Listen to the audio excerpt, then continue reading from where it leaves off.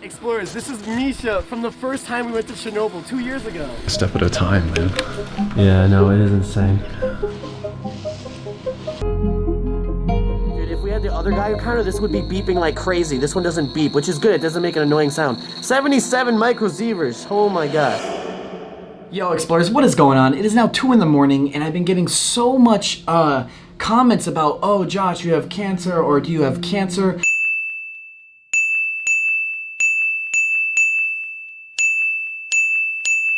You're crazy for going down into the firefighter's basement, etc., etc., things like that. I've been getting these comments for actually the last year and a half I've been doing these videos in Chernobyl, and also I did a few videos in Fukushima.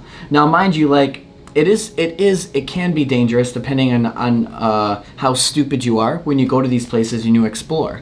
Obviously, just breathing in particles can be bad. So I'm gonna try to walk you through this as much as I can and how I envision this. This is not a real educational video per se, but more my opinion and what I learned about radiation throughout the last 2 years, filming with these places and learning with these people that taught me and the guides as I went. Now, first off, I know a lot of people in the Chernobyl area that takes people in for guides and tours, and they always take me in and we do some pretty cool stuff. Some stuff I never showed or filmed, and some stuff I did. Really cool stuff though, seriously.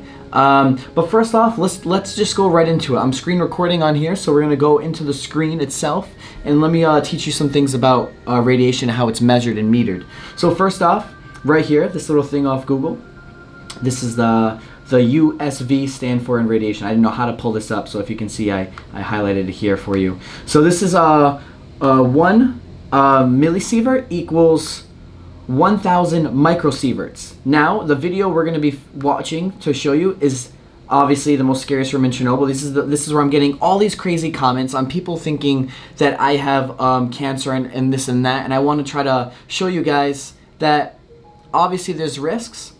And who knows, maybe in when I'm 40 or 50, but I seriously doubt it. I want to show you why. I want to show you why I don't think I will have cancer when I'm 50 because of this. So first off, on the Geiger counter, you can see it's 0.32, running at microsieverts. This is per hour, by the way. So let's go back to the USV and what it stands for. So 1 millisievert equals 1,000 microsieverts. Now, let's go deeper, right? Let's go see what this all means. So radiation dose chart. Here we go. This is, you can say radiation doses millisieverts. This is MSV. Now remember, 1,000 USV equals 1 MSV, if we can, put that into play. Now look at this. Lowest leveled link to increase cancer per year is 100 millisieverts, MSV. 100, and that's the lowest link to cancer. Mind you, here we go. A full body CT scan is 10 millisieverts. If you get a dental x-ray, that is 0.01. That is 100 microsieverts to get that dental x-ray. Now, let's get more into it. Look at this. Personal typical exposure to background radiation is 2.4 per year. That means we're getting 2.4 millisieverts per year. Okay, guys? Look at these charts. Hey, let's see what this says. Anything else? Kind of the same thing. All right, chest x-ray on this meter says it's 0.1. That's 100. 0.1 chest x-ray right here. That is 0.1 microsieverts right here. That's 100 microsieverts to make this right here. Now, look at this. Radiation per hour detected in Fukushima back in March. That is 1 millisievert, per hour being in there. Now that can add up, obviously, but again, you would have to be there 10 hours. 10 hours if you want to get a full body CAT scan done. That's, again, 10 millisieverts. So even eating a banana can give you radiation. Flying on a plane can give you radiation, things like that. And so, here we go right here. I'm going to give you another thing that I learned along the way. Look at this. If you get a spine x-ray, that's 1.5 millisieverts. Again, so USV, that is 1,500 microsieverts to make this 1 millisievert. That makes sense. So, now that you're learning all this as we go, now that you're understanding, let's go to the video and let's watch this video so I can show you what I'm talking about. Now, there's still some more I would like to go over. First off, we're about to go down into this basement. And in this basement, there's other things to worry about besides the radiation meter. meter. This Geiger counter detects radiation, and this is a reader per hour. So I would have to be in there per hour to receive that dose that you're seeing on the meter itself, this Geiger counter. But then there's other stuff to worry about, and we're gonna go through this right now. So you can still hear me. I'm trying not to overlap my voice in the video. So as we're going through, we're going down in the basement. Mind you, I was only in the basement for a total of 16 minutes, but this clip is a cut footage. So you're only gonna see about a 6-minute video, but I was only down in the basement for a total of 15 minutes. Mind you, this counter is reading per hour. So we have to divide everything into a 15-minute cycle from the per hour. So we have to even divide all that, if that makes any sense, guys, sorry. So we're going down here now. This is soil, I think, on the ground. Okay, so I just said 20 microsieverts. Again, nothing to be too crazy about. We're in the basement now. And also, I'm pausing it one more time. The thing I want to talk about really quick and what we have to worry about is the radiation particles in the air. This is what you breathe in that will go into your body and absorb into you in your lungs. Now, this is where it was like, okay, I should have wore a mask. And yes, this is a bit scary. I should have wore a mask. But this is where we got saved. Because of the basement was so frozen solid, because it was during winter, all the roof, everything from the water sinked into the basement. And how particles rise into the ears, you gotta step on the dust or the ground and it rises up. But when it's all wet, it doesn't rise up. So because of that, nothing was actually going into the air. Everything was sunk and frozen actually literally into the ground. We're walking on ice before the water. So even if something wasn't iced and it was wet, it still wasn't gonna lift into the air, float around to breathe in. Mind you, I'm wearing a painter's mask. That absolutely does nothing. I just had to wear something at least just in case. But again, so the ground's wet, everything's wet all around. And so that is how we literally probably dodged, actually probably breathing in maybe some radiation dust for sure. So that was like the big help that really like kept everything down. Like, okay, we're really fine, guys, seriously. So let's go through this. Okay, we're going through. We're in the basement now. Firefighters' boots. They ain't the firefighters, that's for sure. Oh, it's overexposed a bit. So remember how I said that the door was blocked? So because the other side is blocked, we had to take the other entrance in the basement now, pretty much walking. Okay, we're going through the snow. Again, guys, this was actually a really intense, scary thing. I was really nervous going down here, and I wrapped my head up just in case if any dust was going to stick into my hair. I tried my best, but I knew I was pretty much safe, though, to be honest, the whole way. It's at 10 microsieverts right now, 21 microsieverts. 21 microsieverts. This is per hour, so I'd have to be in there per hour, an hour, to get that rating. Now this is where it rises. This is where it gets tricky now. 77 microsieverts per hour. I have to sit there for an hour to get that dose of 77 microsieverts. That's almost a chest X-ray if I stayed there for that hour. Oh my god.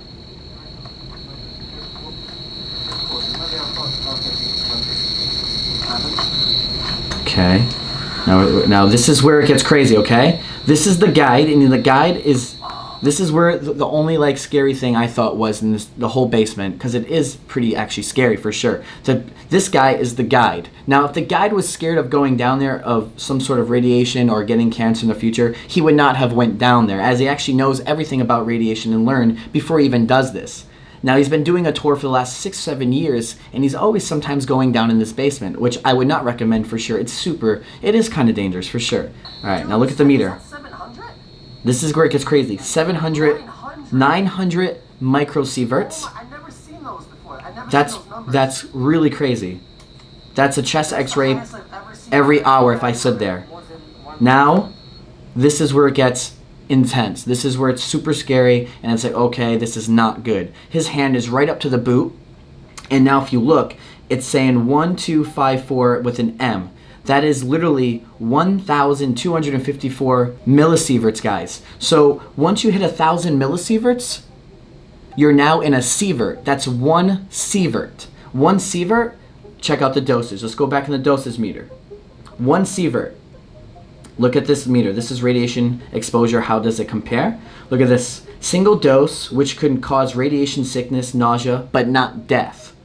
You do not want this, guys. You do not want to get that one sievert, which is again 1,000 millisieverts, makes one sievert. That's what we're looking at. We're now looking at one sievert here, guys. This is so pretty much if he left his hand next to that boot for 1 hour, chances are his risk of cancer will definitely 100% increase. That is a very serious thing, really scary, and I'm glad I did not put my hand there, but I was close enough, but not there. That it's just the item that's so contaminated itself that is really scary.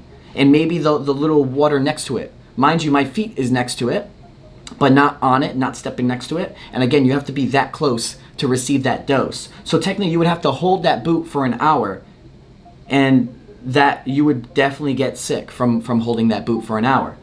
So again, that is the most scariest thing for sure about being in Chernobyl, and we're gonna keep on going.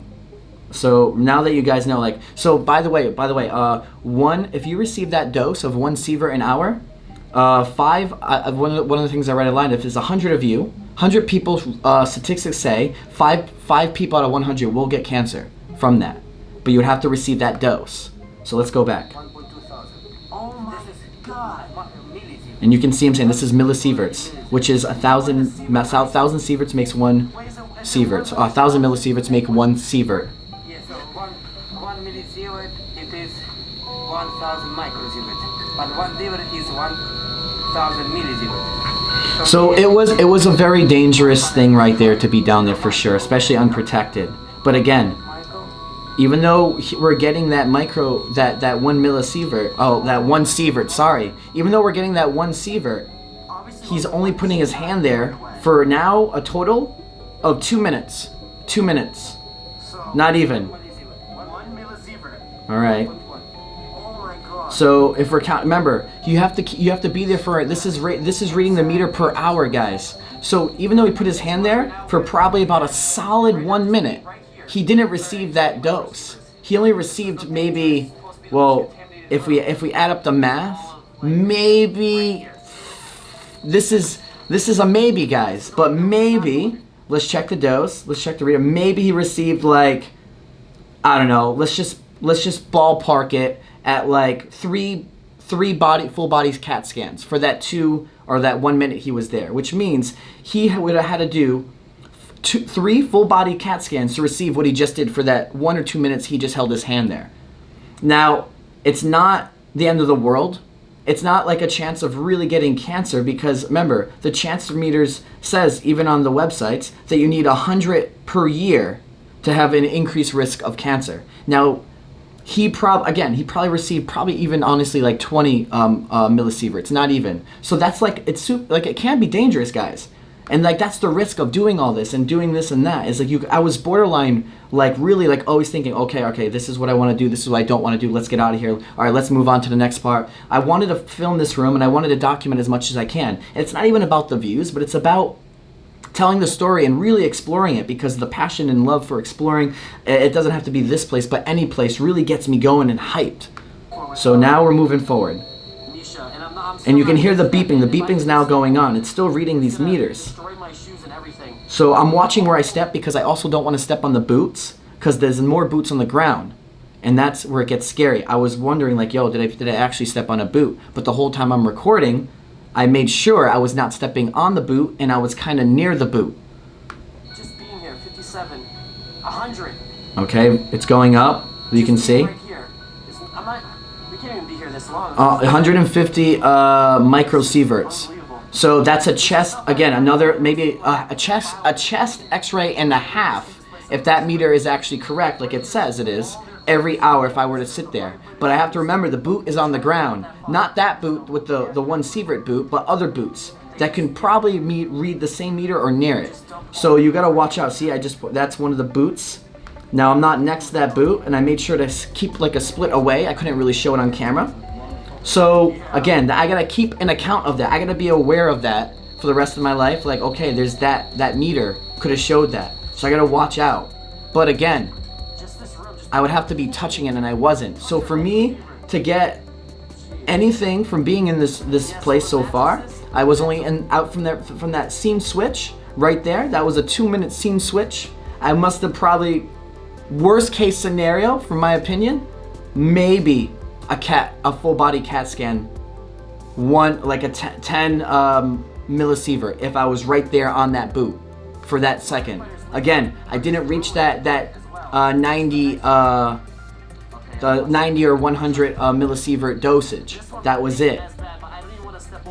And that was the dangerous part of being in that basement the whole time, guys. The other room next to it, you're getting almost nothing. It's just the actual firefighters' boots and clothes that were contaminated. Nothing else really in the basement was actually that bad. And so a lot of people that don't understand or know thinks like if you go to Chernobyl, like you can die, blah blah blah, cancer. But it's not really the case. It's not. It just depends how stupid are you going to be. Are you going to touch stuff? Are you going to do this? It's a risk if you make it a risk.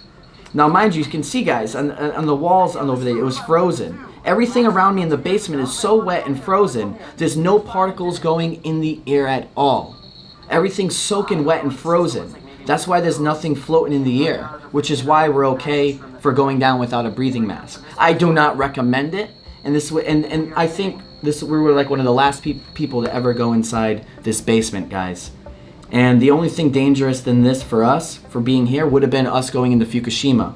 Fukushima is a whole nother ballpark, and you gotta be really careful. 100 microsieverts on this guy's coat right now. Alright, what is this showing? 37, 100, 157, oh my God. 172, and again, microsieverts. That's good enough for me. And this is when I left the room.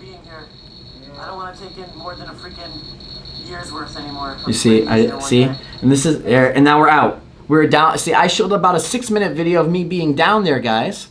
All right, now we're gonna turn back to me.